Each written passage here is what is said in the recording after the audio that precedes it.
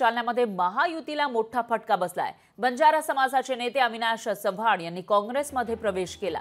बंजारा समाजाला विधानसभेत जास्तीत जास्त जागा मिळतील असा विश्वास त्यांनी व्यक्त केला आहे। तर विरोधी पक्षनेते विजय वडेट्टीवार यांनी यावेळी हा विश्वास बोलून दाखवला। अविनाश चव्हाण यांनी 4 माजी जिल्हा परिषद सदस्य आणि 30 सरपंचांसह काँग्रेस पक्षामध्ये प्रवेश केला आहे।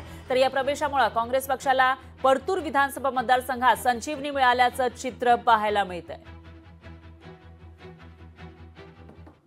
आज जो जनसागर आपण इथे गोळा करून अविनाश भाऊंचा प्रवेश केला, बंजारा गोर बंजारा समाजाला येणाऱ्या विधानसभेमध्ये योग्य प्रतिनिधित्व मिळेल हे आम्ही हायकमांडला पटवून देऊ।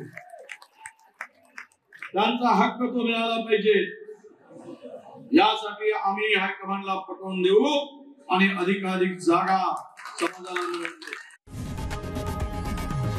लोकशाही मराठी ऐका, पहा, जागरूक रहा।